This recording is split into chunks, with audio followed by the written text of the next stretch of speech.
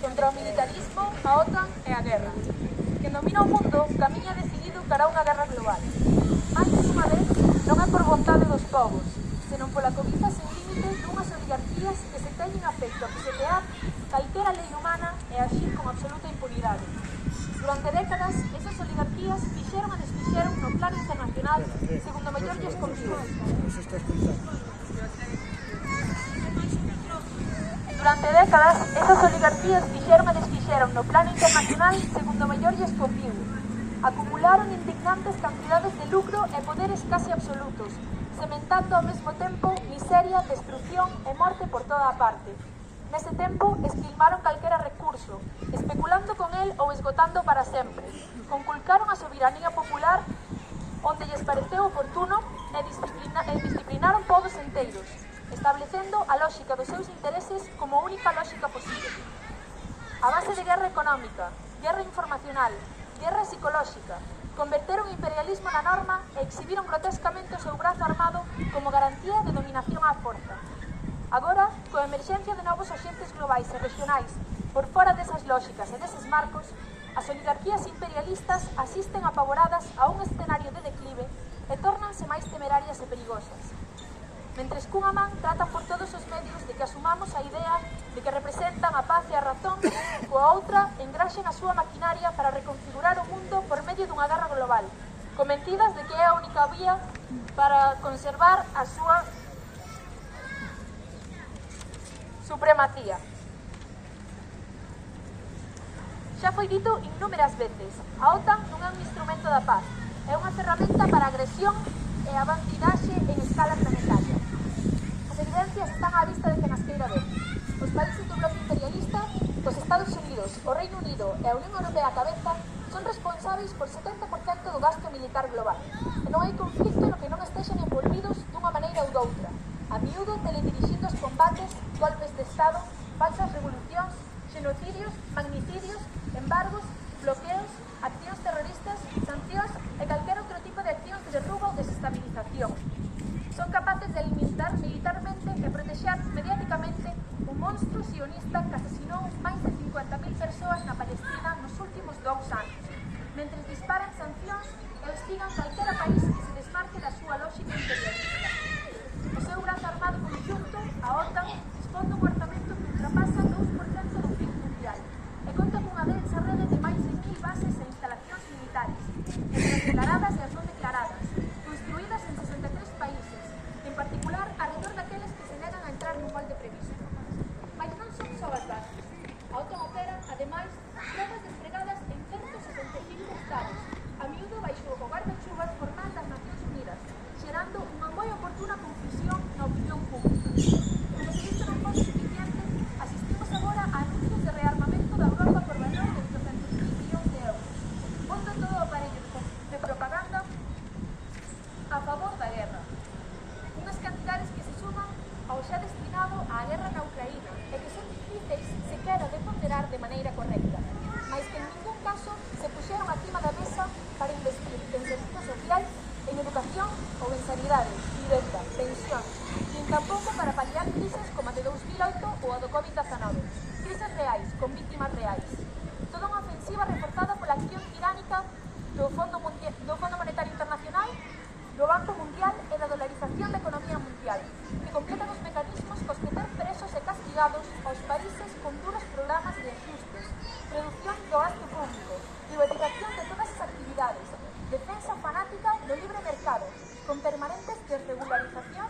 como a dos bens e capitais ou do mercado laboral, recortando salarios e precarizando o traballo. Mas non se trata só da militarización acelerada de Europa. Esa militarización estáse a facer por vía de urxencia, a cabalo dun medo infundado a unha falaz ameaza chamada invasión rusa, a que algúns voceiros mesmo poñen data, furtando as institucións supostamente democráticas os debates políticos necesarios e a opinión pública os verdadeiros motivos para tal pánico. Non se respeitan ni os mínimos de variancia democrática e institucional e, en tempo la contra, quen supón a denuncia é tachado de mercenario e belicista.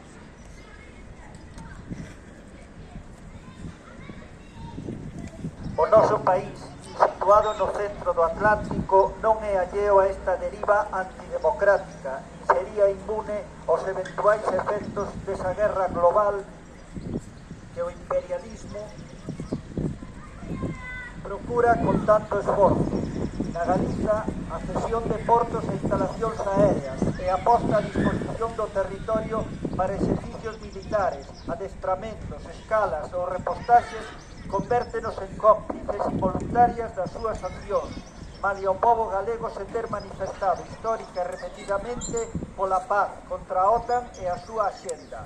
Esta contradición comproba, máis unha vez, as consecuencias da falta de soberanía nacional e os perigos de que o papel do noso país no mundo sexa decidido e representado polo Estado español. O goberno español adere a esta temeraria estrategia de rearme e incremento dos gastos militares para atingir así un 2% do PIB, que na realidade xa é máis e que lle impón o binomio OTAN-UE, que contrariamente ao que afirma Pedro Sánchez conlevará recortes sociais e involución nas liberdades básicas. Diante disto, nós, as entidades galegas asinantes deste manifesto, afirmamos que o único futuro real para a humanidade é a paz, mas non esa paz que nos receita o imperialismo, unha paz que asenta sobre o silencio das víctimas e se invoca en abstracto. A paz que nos dará un futuro é unha paz que aínda non existe e que deberá ser construída sobre a derrota do imperialismo, das súas lógicas unipolares e do seu brazo armado a OTAN. É por iso, como Plataforma Galiza pola Paz, denunciamos a falacia da autodefensa e o rol directamente imperialista e agresivo da OTAN. 2. Repudiamos a carreira armamentista anunciada polos membros da Unión Europea, a asignatura de pactos militares expansionistas e de tratados de libre comercio metidos pola forza entre os acordos militares para beneficio do grande capital transnacional e das oligarquías. Terceiro, demandamos un papel de neutralidade activa por parte do goberno español que implique o retorno inmediato das tropas españolas desplegadas en misións da OTAN en Lituania, Estonia, Letonia, Eslovaquia, Romanía e Bulgaria, e a negativa a utilizar instalacións militares ao servizo da OTAN e dos Estados Unidos. O Estado español debe deixar de ser comparsa dos intereses imperialistas e, en consecuencia, negarse a multiplicar o gasto militar en detrimento dos investimentos na sanidade, no ensino e nos servizos públicos en xeral. Cuarto, desprezamos o papel absolutamente subsidiario da Xunta de Galiza e a entrega de equipamentos, instalacións e recursos no noso país para alimentar esta maquinaria bélica. Quinto, rexeitamos a entrega dos recursos naturais no noso país á industria militar, unha entrega que nos venden como reindustrialización cando non é outra cousa o colonialismo extractivo de sempre. Rexeitamos tamén o uso do noso país para instalacións funcionais á OTAN, o Monte Iroite, os aeródromos da Lavacolla e Rozas, o porto de Ferrol, as bases de Marín e Figueiredo, os minerais de Serra do Galiñeiro, de Valdeorras ou de Doade deben servir, en todo caso, para o desenvolvemento do pobo galego e non para nutrir a maquinaria da guerra imperialista. Sexto, comprometémonos, polo tanto, a manter unha posición pola paz e abertamente anti-OTAN, pulando pola súa disolución, a exigir a non participación do Estado español en calquera plataforma destas características e a espallar onde tivermos voz a denuncia do imperialismo e dos seus métodos violentos.